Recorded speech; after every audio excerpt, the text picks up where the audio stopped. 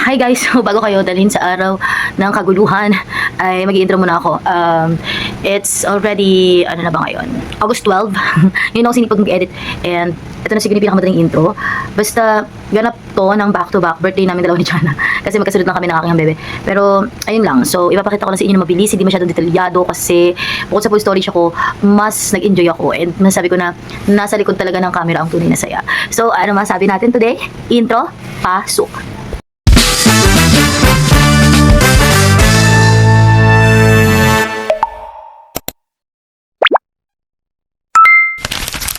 Wow! Hi guys, for today's video, it's brown out. And we're here at... Saan ba tayo? House. Tita Ella's house. Yes. We're preparing for Jana's birthday! Jana's birthday. I'm with the kids, guys. First birthday ni Jana. Anong gusto niya sabihin sa vlog? Ikaw, what do you wanna say? She first. What do you wanna say? To your future self. Kasi when you grow older, makikita niyo to sa video. O, Ate Ila, ikaw, what do you wanna say? Me! O, to your future self, what are you gonna say? I miss my mom, and my dad. Like that. Anak, parang OA mo naman, parang sobrang handa naman yung gusto mong sabihin. Ila, mga ano lang, anak, yung mga 10 years old ka lang, ganun. Ila, what will you say? Ano gusto mo sabihin sa future self mo? Sana 5 yung boyfriend ko, ganun. Ayoko. Ganon. Ano sabi mo? Ay, ikaw, Gia, habang nag-isip pa sa Atila, what will you say to your future self? Like, imagine you are already 10 years old. What are you going to say to your 10-year-old self? Let me see. Let me see.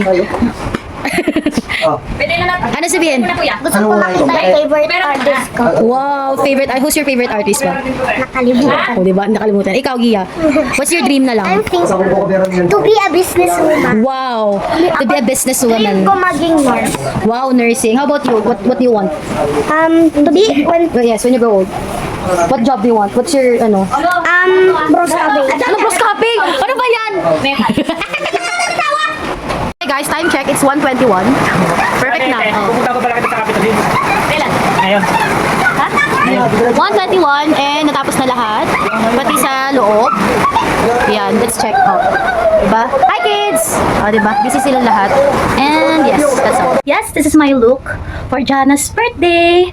And sobrang kalat ng bahay kasi kami yung gumawa ng pinyata. I mean si Dada. Tapos ako yung nagbantay kay Jana, yung mga bata. Ako ang titang ina, kanilang mama B. So, let's do an outfit check. Sana lang makita.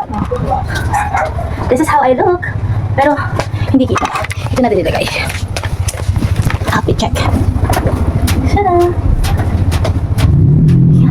Ay naku, basta yun na yun. Ito yung pinakamabilisang look na ginawa ko. Ito yung buhok. Disaster, but it's okay. Ang mahalaga ay may irakos. So, see you!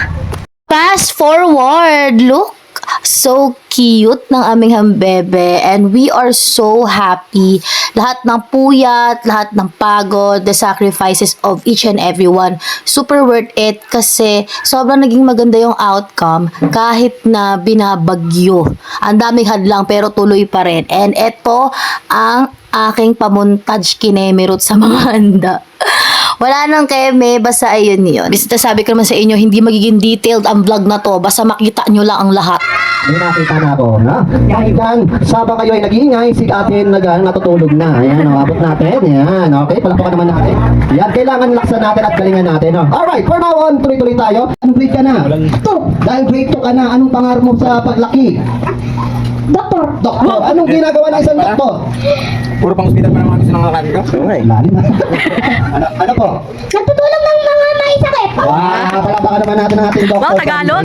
Alright, dahil dyan kuya, ganito ang gagawin mo. Hahabaan mo yung boses mo hanggang sa Kinakabahan. mayayat ka dyan. Okay ba sa iyo? Okay, ready ka na?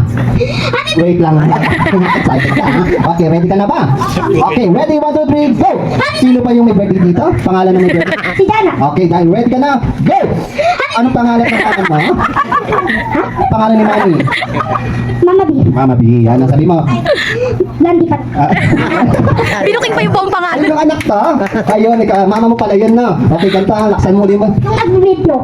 Yung bibigay sa mo. Hi, Mami! Hi, Mommy! This is for you! This is for you! I want to make you proud! I want to make you proud! Wow, palakpakan natin si Kuya. Okay, ready ka na? Opo. Okay, ready, go! Happy birthday, Jana! Ayan, swerte ng mga bata rito. Kayo lang ang makakakuha nyo. Oh. Alright, yung mga bata rito, dali, sali kayo rito, dali. Sige. Ayan. Bata, yung bata. Alright, ready, go! Ay, hindi na umikot! Ayan, ikot. Ayan. Ayan, wow, ang dami-dami naman niya.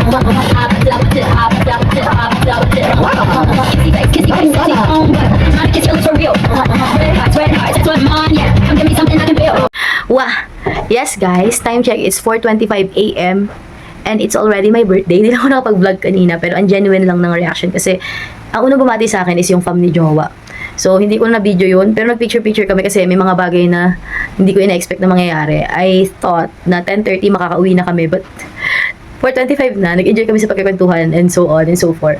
And yun lang, ang genuine lang ng mga nakipagkwentuhan namin, parang mga naging topic and everything. And all I can say it was happy and genuine and it was great.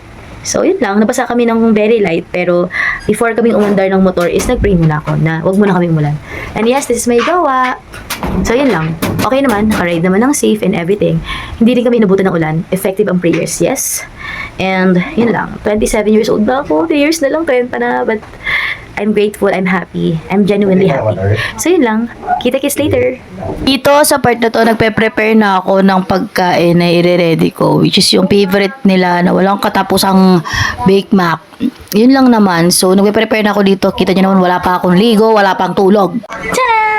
Ang amats ko ngayon ay si Pepper. So, look at my OOTD again.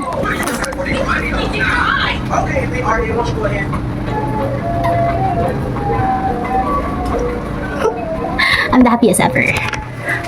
Kasi I like what I wear today. And super happy ko lang kasi kahit na maulan, kahit na hindi sapat yung budget namin, ngayong birthday ko na-experience. I mean, not really experience. I mean, I made myself realize more na iba pa rin talaga yung family. This year, I trusted a lot. And this year, napatunayan ko sa sarili ko na at the end of the day, it's still gonna be your family. And it's still gonna be those people who chose you. So, to my future self, I hope you learned a lot from this year and I hope huwag nang maulit. So, kita-kits sa mga ganap mamaya! Happy birthday to you! Happy birthday! Happy birthday! Happy birthday! Sayo ang puno! Sayo ang taas! Happy birthday!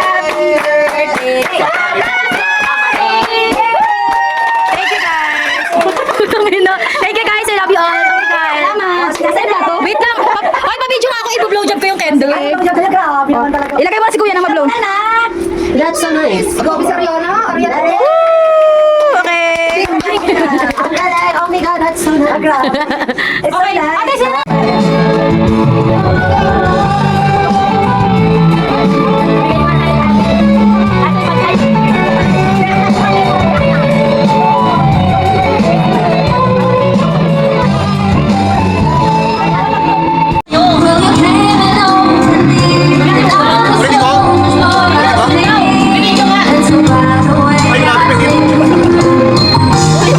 Wala mo bakit tignan yun?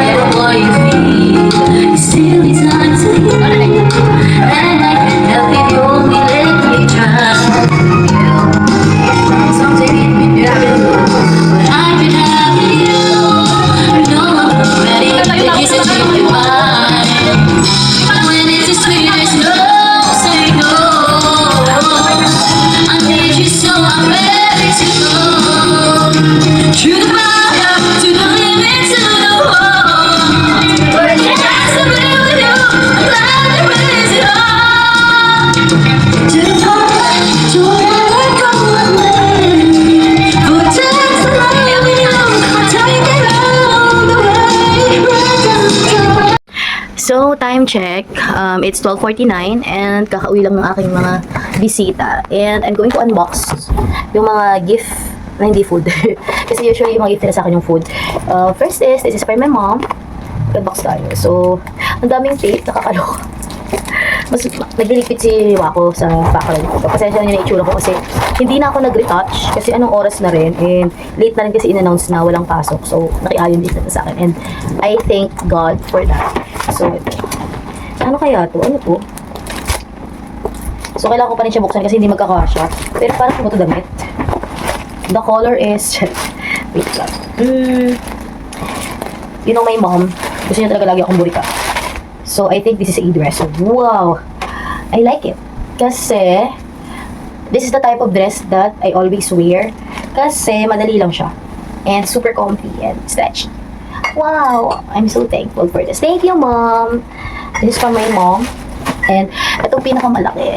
And last, dalawa lang i-unbox from my Tito Eric. As usual, wow! All-time favorite, the red ribbon. The mamon. And then, ito ako curious kasi I don't have any idea kung ano to. And si Tito Eric, wala naman ako sinabi sa kanya about what I want. Pero usually pag nagbibigay siya sa akin, it's unexpectedly na magugustuhan ko. The last time that I remember na nagbigay... Wow! So, it's 12:07 pero ito ay tanghali na, hapon na. Hindi nagre-record yung video ko kagabi. Nag-try ako mag-record ng unboxing ng aking gifts. But then, hindi siya nagre-record kasi naglolo ko na yung app because yung storage niya. So, hindi nakuha yung genuine reaction ko na halos payak ako sa gifts. But then, dalawa na naman yung gifts ko. This is from my mom. I really love how she chose dress. Kasi alam niya na hindi ka siya damit na madaling hubarin at suotin. Simula kasi nung naging mama ko, gusto ko yung parang pag-aalis. Comfy talaga. And I really look into those isang suotan lang. Especially yung dress, ganun. Doon kasi siya madali. So, and flow, lalo na pag flowy. So, thank you, Mom, for this. And, dito ako pinaka-na-shock sa regalo ng Tito Eric ko. Dalawa yung gift niya na material talaga. This is from hindi, kaya pala first time ulit na hindi siya nagbigay sa akin ng cake. Ito yung binigay niya kasi may gift pala siya na nakakaloka. So, he gave me a portable speaker. It's super cute silang na. Look at this one, oh. Alas, may ako dito kagabi kasi na-shock ako kasi twice pa lang na yung pinaka-tumatak sa akin or memorable na gift sa akin ni Tito Eric. Kasi, the first one is a makeup palette na until now, nasa akin pa din. And, yung mga sumunod-sunod kasi na taon, lagi ang pag-birthday ko, automatically may cake, tapos foods, yung mga inumin, gano'n yan siya. And then, ngayon, nagulat ako, bukod sa alak, nagbibigay siya ng malaking paper bag, ganito kalaki. Sabi ko, ano kaya to? Tapos, dahil na nag-unbox ako kagabi, nagulat ako. Speaker pala, talagang parang, hindi ko naman sinasabi kay Tito Eric yung wants and needs ko. But, he, basically siguro, he was just observing those things that I wanted. And, ayun, yung makeup, parang, syempre, siguro alam niya kasi na, mahilig ako mag-makeup and everything. Tapos, nagulat ako sa makeup. And now, ito, talagang, alam niya kasi na mahilig ako mag-video ako sa bahay, kumanta-kanta, diba? And sa speaker, sobrang hilig lang sa speaker mag-jowa. So, I was really happy and I was shocked sa mga ganap this year. And it made me realize that still, the important part pa din is I celebrated it with my family, both sides. And syempre, I also wanna thank my jowa who really made this day happen. And syempre, sa family ni jowa, na unang kasama ko sumalubong. Kasi diba, itong vlog na to is talagang double celebration. I mean, back-to-back kasi Sunday and Monday. I really didn't expect na magiging ganun siya kabongga. So, this year made me realize na marami akong makikilalang tao na idadaan sa buhay ko to make me feel happy, but at the end of the day, it's still my family. And I really thank God na pinahelp niyong ma-realize ko yun. Kasi I always pray that sana yung mga genuine na tao na nasa harap ko is yung magstay. And may mga makikilala talaga tayo na we will think of it na this is it, na super genuine nila sa'yo. They're gonna help you, they're gonna stay right beside you, but they're not gonna stay forever. It's just a season. That is what you call the seasonal friends, parang ganon. So, this year, halos lahat ng celebration, it's with my family. And every year naman ganon. But then, may mga pagkakataon lang talaga na syempre nasanay na kasi tayo na yun na yun. And I'm really glad that this year, it made me more realize the importance of family. So, kung nakaabot kayo dito sa vlog ko na to, I'm really thankful kasi umabot kayo dito sa part ng diary ko na to. And to my future self, I hope you learned a lot from this year. And continue praying and always have faith to God. Okay, so ayun, always pray. Kasi ako, I always pray na, Lord, kung hindi to para sa akin, make it, do everything, even if it hurts. Until na mapagod ako and maalis na siya sa buhay ko. Yun, ganun talaga siya. So, to my future self, keep on fighting. Your family is always be there for you. You have a beautiful family. And, ayun lang. Thank you guys for watching. Bye-bye. Don't forget to like and subscribe.